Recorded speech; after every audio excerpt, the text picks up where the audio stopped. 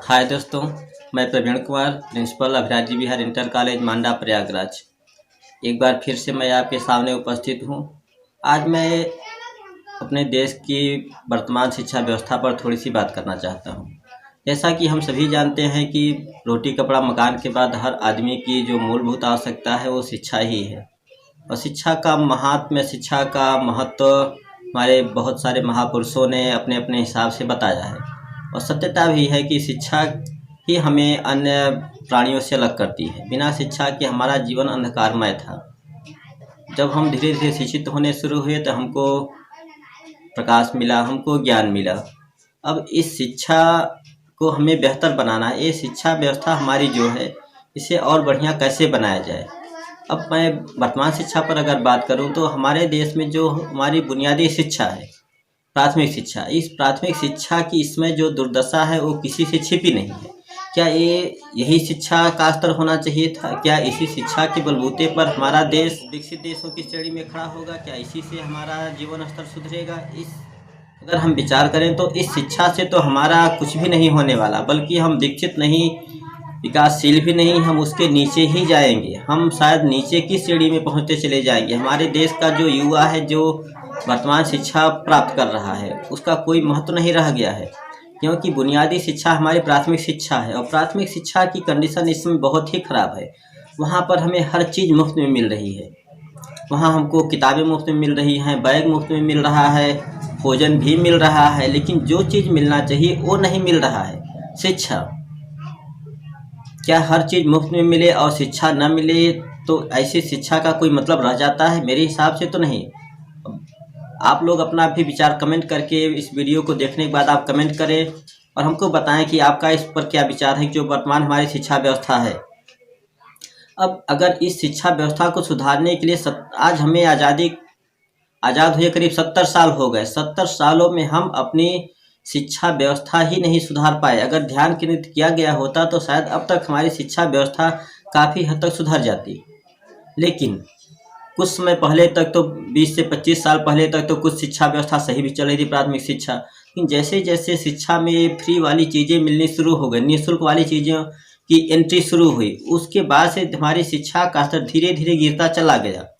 कई बार हमारे उसमें जो अध्यापक पढ़ाते हैं प्राइमरी विद्यालय में, वो भी आरोप लगाते हैं कि भाई हम पढ़ाएं कि मिड डे मील देखें, हम पढ़ाएं कि स्वेटर बांटें, हम पढ़ाएं कि हम ड्रेस बांटें।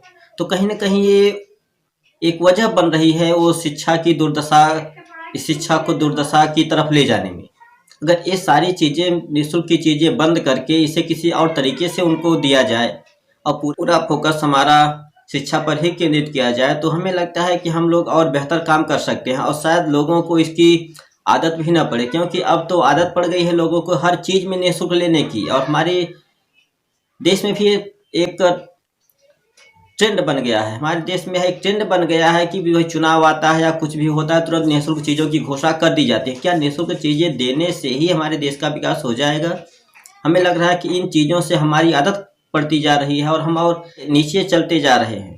तो अब इस शिक्षा व्यवस्था को सुधारने के लिए हम सबको ही आगे आना पड़ेगा। और विशेष रूप से हमारी सरकारों को भी ध्यान देना पड़ेगा कि हम अपने देश के नागरिकों को निःशुल्क चीज़ों के लिए आदत न डालें, उन्हें हर चीज़ निःशुल्क में न मिले।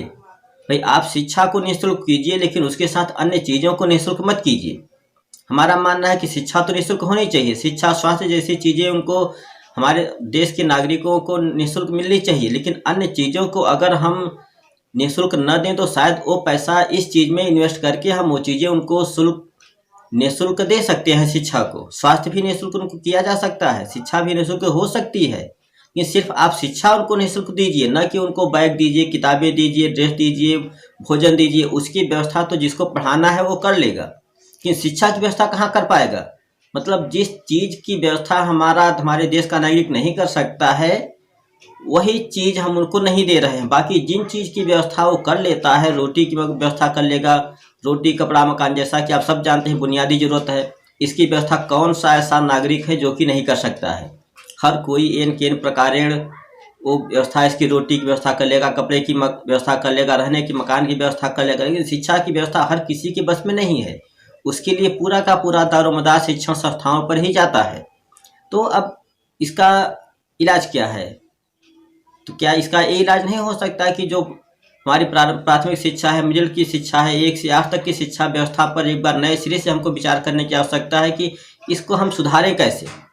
मेरे हिसाब से इसे सुधारने का यही तरीका है कि शिक्षण संस्थान में, इन संस्थानों में जो भी चीज़ें हमारी सरकार निःशुल्क मुहैया कराती है, उसको धीरे धीरे कम करके उनको शिक्षा ही अच्छी व्यवस्था की जाए। वहाँ पे उनके बैठने की अच्छी व्यवस्था की जाए, उनकी उपस्थिति सुधारने की व्यवस्था की जाए, वहाँ पे अच्छे उनको शिक्षण सामग्री उपलब्ध कराने में की जाए, प्रयोग करने वाली चीज़ों प्रयोगशालाओं की व्यवस्था की जाए, लाइब्रेरी की व्यवस्था की जाए। ये व्यवस्थाएं तो समय समय पर सरकार के हिसाब से आती रहती हैं, लेकिन वो धरातल पर कितना पहुंच रही हैं ये देखने वाली बात है।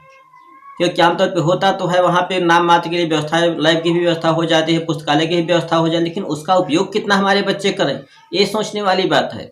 और अब तो जो इस समय वर्तमान में चल रहा है प्राथमिक और मिडिल शिक्षा में, ये आमतौर पर देखने में आ रहा है कि अब ये शिक्षा भी हमारी वर्ग आधारित होती जा रही है। उच्च वर्ग के जितने भी हो, किसी भी समुदाय के व्यक्ति हों, किसी भी वर्ग कैटेगरी के बच्चे हों, वो निश्चित रूप से शायद हमारे सरकारी विद्यालयों में नहीं जाना चाह रहे हैं। वो सक्षम है तो प्राइवेट में ही जाना चाह रहे हैं। और जो निम्न वर्ग का है वही सिर्फ प्राइमरी, अगर इस समय हमें लगता है कि गणना कराई जाए और देखा जाए कि प्राथमिक शिक्षा में किस कैटेगरी के बच्चे या किस वर्ग के, तो आप देखेंगे जिनकी निम्न आय वर्ग है उन्हीं के ज़्यादातर बच्चे प्राइमरी विद्यालयों में जा रहे हैं। तो इस तरह से हमारी शिक्षा व्यवस्था कैसे सुधरेगी? क्या वहाँ के हमारे जो अध्यापक हैं उनमें कोई कमी है? क्या वहाँ का जो चयन प्रक्रिया है उसमें गड़बड़ी है? मुझे लगता है कि वहाँ जो अध्यापक हैं पढ़ाने में वो कुशल एकदम, उनका जो चयन होता है बड़े अच्छे लोगों का चयन होता है, उसमें शिक्षित होते हैं, उच्च शिक्षित होते हैं, उनमें गुणवत्ता भी होती है, लेकिन अब उसका उपयोग नहीं हो पा रहा है वहाँ पर। तो हमें उस गुणवत्ता का उपयोग वहाँ पे करना पड़ेगा। उनके जिनका हम चयन करके प्राथमिक विद्यालय में भेज रहे हैं वो अच्छे से काम करें, वो सिर्फ शिक्षा देने का काम करें। निःशुल्क चीज़ों को हमें धीरे धीरे बंद करना पड़ेगा और मुझे लगता है कि तभी हम प्राथमिक शिक्षा को सुधार पाएंगे। अन्यथा हमारा देश इस शिक्षा व्यवस्था चल रही है, इसकी वजह से हमारा देश विकसित नहीं बन पाएगा, बल्कि नीचे की तरफ ही जाएगा। और हमारा जो निम्न वर्ग का व्यक्ति है, जिसको वास्तव में इन चीज़ों की ज़रूरत है, जो कि अंधविश्वास की जड़ है, तमाम ऐसी चीज़ों की जड़ है जो कि हमें नीचे को ले जाती हैं, वो निश्चित रूप से आगे नहीं बढ़ पाएगा। हमें देश का विकास करने के लिए हर व्यक्ति का विकास करना ही पड़ेगा। हमें व्यक्ति को ही विकसित करना पड़ेगा। अगर हम प्रत्येक व्यक्ति को, गांव के प्रत्येक व्यक्ति को शिक्षित करते हैं तो क्या हमारा गांव शिक्षित नहीं हो जाएगा? हम अपने गांव के प्रत्येक व्यक्ति को अगर स्वस्थ कर दें तो क्या हमारा पूरा गांव स्वस्थ नहीं हो गया? इसी प्रकार हम अपने देश के प्रत्येक व्यक्ति को शिक्षित कर दें तो हमारा देश पूरा शिक्षित हो जाएगा कि नहीं? हम अपने देश के प्रत्येक व्यक्ति को स्वस्थ कर दें तो क्या हमारा देश स्वस्थ हो जाएगा कि नहीं? स्वस्थ भारत कैसे बनेगा? शिक्षित भारत कैसे बनेगा? प्रत्येक व्यक्ति को शिक्षित करने से और प्रत्येक व्यक्ति को स्वस्थ करने से। तो हम लोगों को अब इस दिशा में ही काम करने की आवश्यकता है कि हम इसमें, हमारी सरकारें और हम नागरिक और हमारे अध्यापक, सब लोग मिलकर हम बुनियादी शिक्षा को सुधारने पर जोर दें और ये प्रयास किया जाए कि वहाँ पे शिक्षा की व्यवस्था हो, न कि अन्य चीज़ों को निःशुल्क लेने के लिए वहाँ पे भीड़ लगे। शिक्षा के लिए आप भीड़ लगाइए, वहाँ अपने बच्चों को पढ़ने के लिए वहाँ पर भेजिए और प्रयास करिए। हमारे ग्राम प्रधान की भी गाँव की शिक्षा में ग्राम प्रधान की बहुत बड़ी भूमिका होती है, उनके जिम्मे पर होते हैं विद्यालय में बहुत सारी व्यवस्थाएं वो देखते हैं। तो अगर वो भी चाहें तो भी हमारे गांव की शिक्षा सुधर जाए।